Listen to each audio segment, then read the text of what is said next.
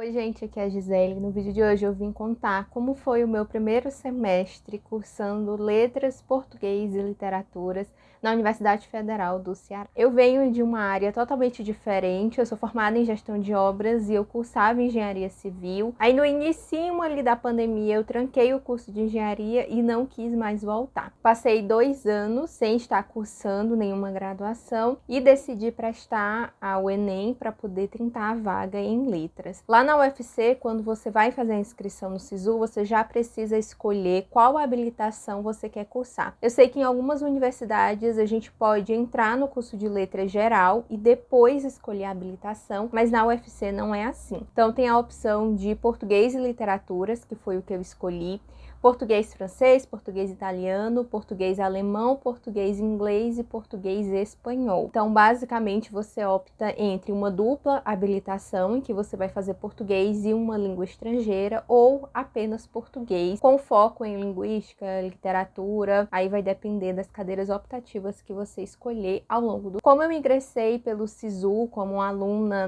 novata, caloura, eu cursei todas as disciplinas obrigatórias e vou falar para vocês o que eu achei de cada uma, como foi o desenvolvimento ali, como foi o método de avaliação, se eu gostei ou não, e eu decidi fazer por ordem de preferência, começando da que eu menos gostei para minha preferida. A disciplina que menos me agradou, que menos me chamou a atenção, com certeza, foi Introdução à Filosofia. É a única nessa linha mais filosófica que a gente tem ao longo de todo o curso, então ela não é pré-requisito para nada, mas é obrigatória. Eu cursei ela dia de segunda-feira, das 8 da manhã até meio-dia. Eram 4 aulas seguidas de filosofia. Eu fiz com o professor Kleber. Eu acho que o professor, nessa disciplina, não sei se importa tanto, porque ou você tem interesse pela matéria, ou você não tem. E o professor, ele até que se esforçou, mas realmente eu não me identifico. Eu estudei conforme, o que ele iria cobrar, mas não era algo que eu gostava tanto assim. Por ser uma disciplina bem introdutória, o que ele fez foi abordar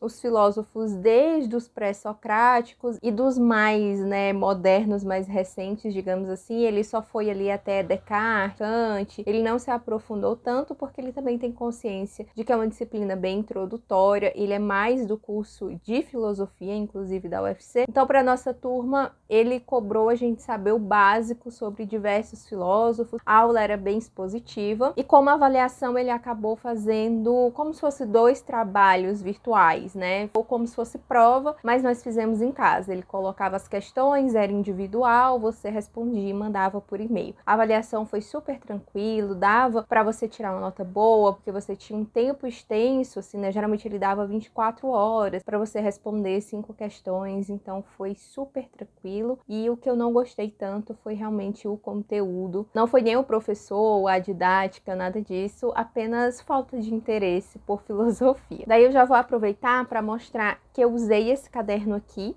que é dessa Artes da Dianinha. Ela é daqui da minha cidade, mas ela tem o site e entrega para todo o Brasil, e o que eu achei super legal é porque ele é aquele estilo de caderno reposicionável. Toda que eu abro, não dá. Ele tem aquela folhinha que você consegue retirar, assim, ó, e posicionar novamente, o que me ajudou bastante, porque às vezes eu não precisava levar o caderno para todas as aulas, eu levava algumas folhas separadas. E para a próxima disciplina, que foi a de Introdução à Linguística, ela acabou usando vários PDFs, assim, que você poderia ler os capítulos no celular, no tablet, no computador, e alguns eu acabei imprimindo. Nessa disciplina eu fiz com a professora Maria Clara. Ela é formada pela UES, que é a Universidade Estadual aqui do Ceará, cujo foco é linguística. A UFC ela é conhecida por ter um foco em pesquisa e por ofertar disciplinas mais voltadas para a literatura.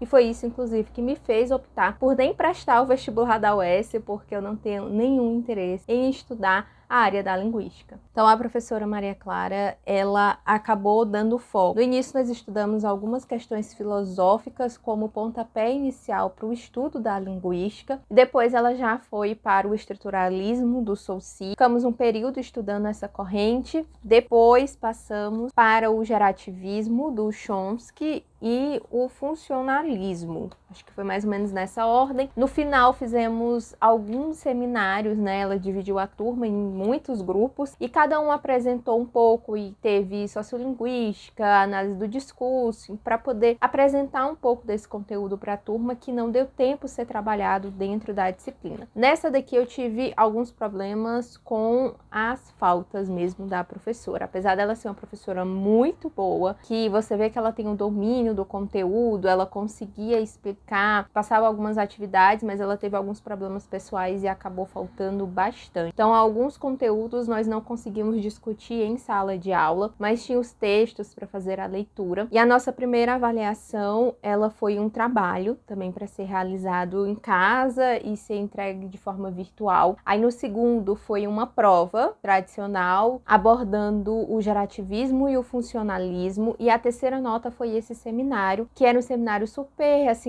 um padrão mais formal, só que muito curto, era de 15 a 20 minutos por grupo e o meu grupo tinha 6 pessoas. Então nós precisamos correr, cada um falou 2, 3 minutos para dar tempo realizar a apresentação, mas foi bacana, eu fui assistir os outros dias também, que eram dos meus colegas. Eu gostei das avaliações dela, eu só queria ter tido mais tempo em sala para discutir alguns textos. Mas tirando isso, uma disciplina bacana, que apesar de não ser o meu foco de estudos, eu acho que eu vou tentar a monitoria dela no ano que vem. No início do ano abre o edital para você se inscrever para monitoria e eu acredito que eu vou tentar dessa disciplina, porque a outra disciplina obrigatória que eu precisei cursar era uma língua estrangeira para fins específicos. E essa língua estrangeira, pelo que pudemos perceber, para os alunos que ingressam no primeiro semestre do ano, a universidade coloca essa turma em francês para fins específicos. E os alunos que ingressam no segundo semestre ficam com o italiano para fins específicos. Então eu fiquei com francês. Fiz com a professora Adriana Colares, ela é do núcleo lá da Casa de Cultura, porque dentro da universidade tem os cursos para a comunidade, né, de forma gratuita. E tem o francês, o inglês, todos esses, então ela é professora de lá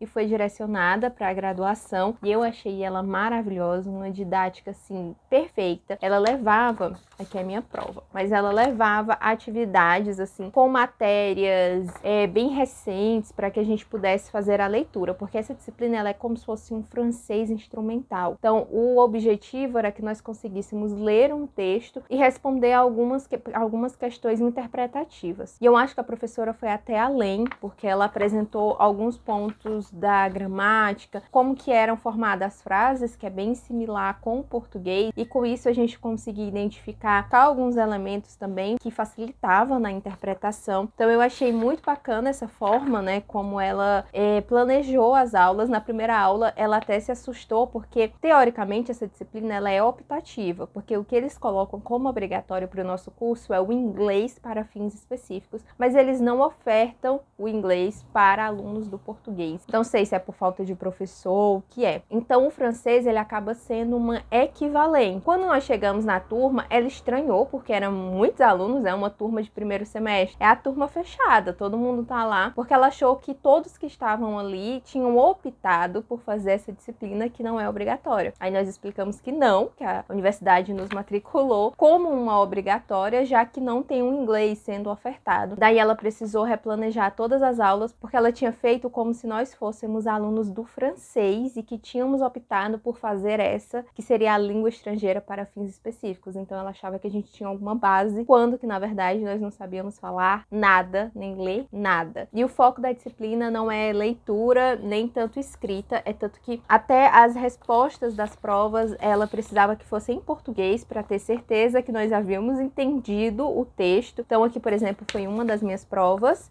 Eu tirei 8,8 nas duas, então não fui tão bem assim, mas fui bem. Ela perguntava assim, qual o objetivo da fulana com a sua profissão? Daí tinha aqui uma matéria falando sobre uma jornalista que havia mudado um pouco a área de atuação. A gente precisava ler. Para isso, ela permitiu usar dicionário. Eu comprei esse mini dicionário usado, que depois me falaram que o homenzinho lá que vende na calçada me enganou, que esse dicionário é tipo R$2, R$5, ele me vendeu por 10, mas depois nós encontramos no sebo por 40. Então, quem quem tá enganando quem, né? Eu comprei esse e vou usar porque farei francês 2. Essa disciplina, ela é em 2 semestres, né? A gente precisa cursar ao longo de um ano. Daí gostei bastante, foi uma das matérias assim mais divertidas, porque a gente conseguia ler, discutir na sala de aula, as aulas eram bem interativas, foi uma das matérias que eu realmente mais gostei e me surpreendeu. E eu acredito que isso se deva à professora, a forma como ela construiu as aulas e o que ela cobrava e esperava da gente também. Então foi muito bacana.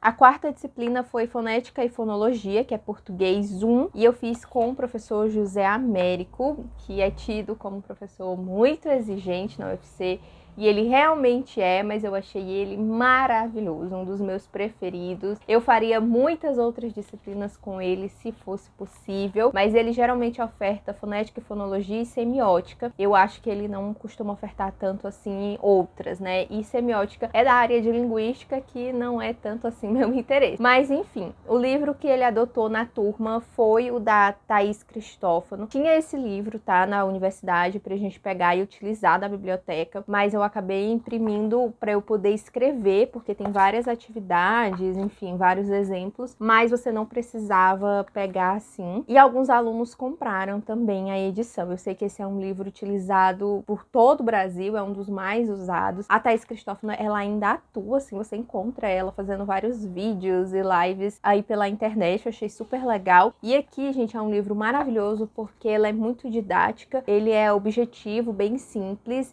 e é uma disciplina difícil. Às vezes eu postava nos stories algumas atividades que eu estava fazendo e as pessoas me perguntavam: Gisele, você está estudando grego? Porque são os símbolos fonéticos e fonêmicos que nós iremos estudar. Eu gosto da metodologia do Américo, eu acho que ele vai no ritmo certo. Algo que ajudou muito a turma foi a monitoria, que nós tínhamos um monitor, o Thales, ele era super envolvido, trazendo as dinâmicas. Eu participei, eu acho que umas 2 ou 3 vezes, só porque coincidia com uma outra atividade que eu vou falar depois, que eu fiz também, que era extra, mas eu sei que ele ajudou muito, sabe? O pessoal da turma. Eu tive facilidade, graças a Deus, nessa disciplina. Então, o que eu estudei, assim, foi suficiente para tirar uma nota muito boa. E agora, né, eu já tenho 30 anos, eu já passei por essa experiência acadêmica, eu já me conheço, eu sei como que eu preciso estudar. Eu não deixo para estudar um dia antes da prova, então isso também facilita, porque essa é uma disciplina de muita prática, você precisa fazer muitas transcrições, e esse professor, ele cobra apenas transcrições de palavras, então você escuta a palavra, ele fala, ou é da forma como você fala, e você transcreve fonética ou fonemicamente, depende do que ele tiver pedido. Alguns professores fazem seminário como segunda nota, e esse professor foi um deles, então eu apresentei um seminário e não precisei fazer a segunda prova, mas não são todos que trabalham dessa forma, e na primeira avaliação ele cobrou a parte teórica e de transcrição fonética, e na segunda avaliação, para quem não fez o seminário, foi a parte fonética, a parte teórica e transcrição fonêmica. Então era um conteúdo um pouco mais extenso, e também algumas, eu acho que tinha uma questão sobre a apresentação dos seminários que os colegas tinham feito, né? Inclusive o meu, então quem assistiu precisou responder também uma questão sobre o seminário. Eu achei muito legal, muito divertido, o professor maravilhoso, e eu sei que é a disciplina que mais dá medo no curso, quando a gente está no início. Eu fiquei bem assustada, mas deu tudo certo. À medida que você vai estudando e principalmente que você vai praticando as transcrições, tudo se resolve. Agora nós vamos para a minha matéria preferidinha, que foi Teoria da Literatura 1. Amo que tem esse 1, porque significa que tem o 2, pelo menos. E foi uma disciplina que eu gostei muito. Eu fiz com o professor Eduardo Luiz, que ele está no UFC já há muito tempo, então pessoas que passaram por lá, que já estão com muitos anos de formados, também estudaram com ele. Eu encontrei, inclusive, professores em escola que também se formaram lá e estudaram com esse homem. Ele é, assim, maravilhoso, e ele usa essa apostila, que pelo que eu entendi, né, ele que criou, é a reunião, uma coletânea de vários textos que ele acha interessante trabalhar, e ele trabalha todos esses textos.